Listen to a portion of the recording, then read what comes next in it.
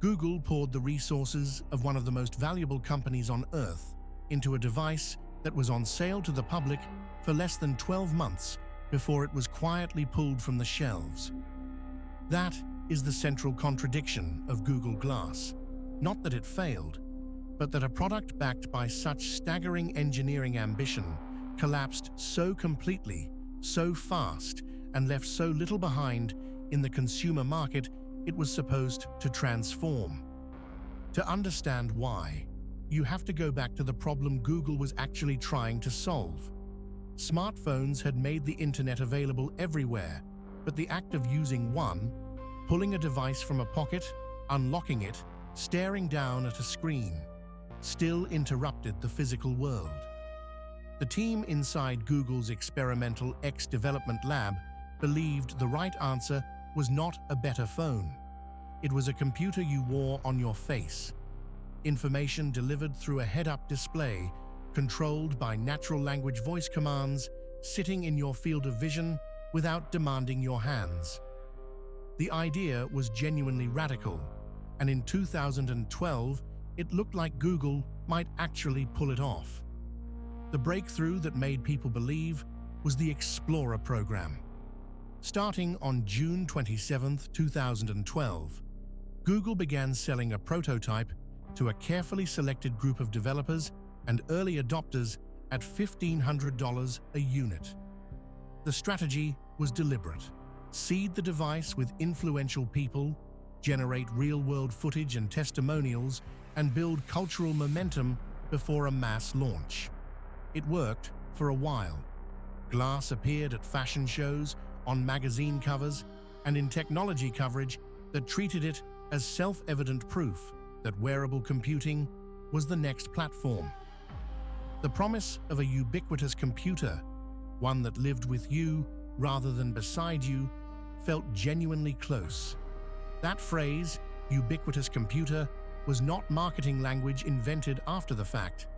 It was the stated mission of the X development lab from the beginning, and for a season, it seemed achievable.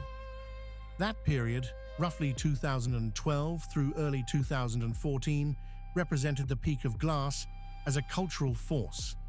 Google opened public sales on April 15, 2014, and for a brief window, the product was available to anyone willing to pay the $1,500 price.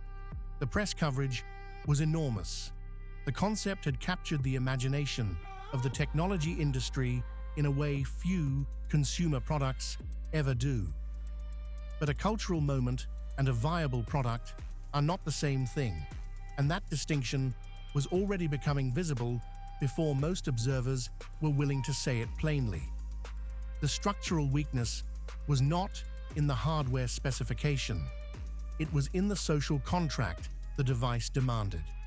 Glass included an integrated 5-megapixel camera capable of capturing still images and 720p video. Wearers could activate it through voice commands. And because the device gave almost no visible signal to bystanders when recording was active, people near a glass wearer had no reliable way to know whether they were being filmed. That concern was not theoretical. Regulators, privacy advocates, and ordinary members of the public raised it quickly and loudly. Criticism mounted that the device could violate existing privacy laws.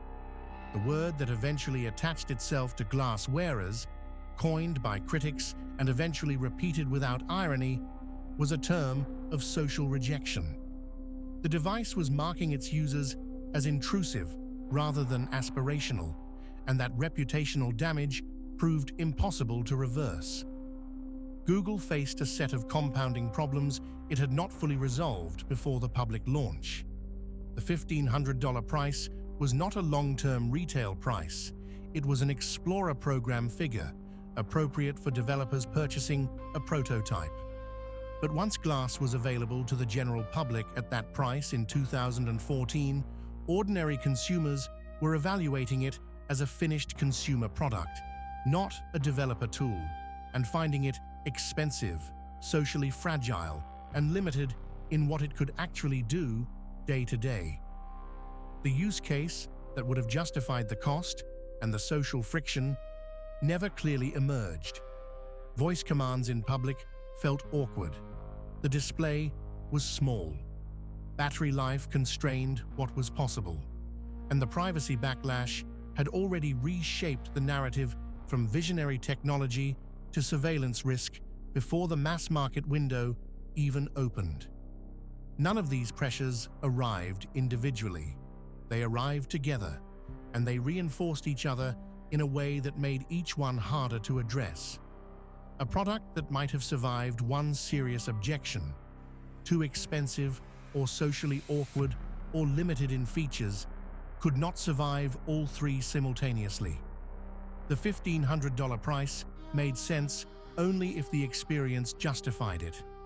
The experience justified itself only if people could wear glass in the situations that made it useful. Those situations, restaurants, gyms, workplaces, social gatherings, were precisely the environments where the privacy backlash was most acute. The structural weaknesses locked together into a single, mutually reinforcing trap, and no incremental adjustment to the product could break the cycle. On January 15, 2015, Google announced it would stop producing the Google Glass prototype. The UK version, which had only reached consumers 7 months earlier, was discontinued along with it. The Explorer program closed. The product that had been described as the future of personal computing was, in practical terms, over as a consumer proposition. It was not a bankruptcy, not a fraud, not a catastrophic technical failure in the conventional sense. It was something in some ways more instructive, a product that solved an engineering problem no one had asked to have solved in quite that particular way, at that particular price, in that particular social environment. The aftermath redistributed rather than erased what Glass had built. Google refocused the technology toward enterprise and industrial applications where the privacy calculus operates differently. Workers in warehouses, surgical suites, and manufacturing facilities operate in environments where camera use is already controlled and the productivity case is concrete rather than aspirational. That quieter version of Glass continued in some form after the consumer product was discontinued, serving a narrower audience that had actually agreed to use it. The X development lab itself survived and continued work on other projects. Google did not collapse. The engineers moved on. But the consumer wearable space that Glass was supposed to inaugurate did not develop the way the 2012 coverage predicted, at least not through that device or that approach. The lesson Glass offers is precise, and it resists easy summarization. The product did not fail because Google lacked technical ability, resources, or cultural reach. It failed because the team solved for the engineering constraint, put a computer on your face, without solving for the social constraint that immediately followed. Why would anyone around you consent to share space with it? A wearable computer that records video in public is not just a device. It is a proposal about the rights of every person in its vicinity. Glass launched that proposal without resolving it, into a public that had not agreed to it, at a price that left no margin for the inevitable friction. When the friction arrived, there was nothing left to absorb it. When a technology requires the people who are not using it to change their behavior, the product cannot succeed on engineering merit alone. Google had the ambition, the engineering talent, and the financial resources to build nearly anything. What the Explorer program could not manufacture was permission, and without it, $1,500 bought you a prototype, a cultural moment, and a target on your back.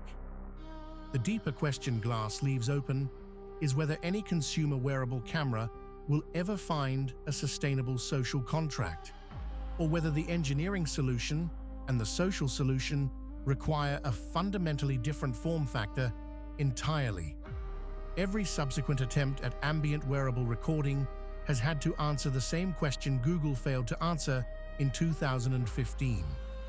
That question is still being tested, and the answer is still not settled.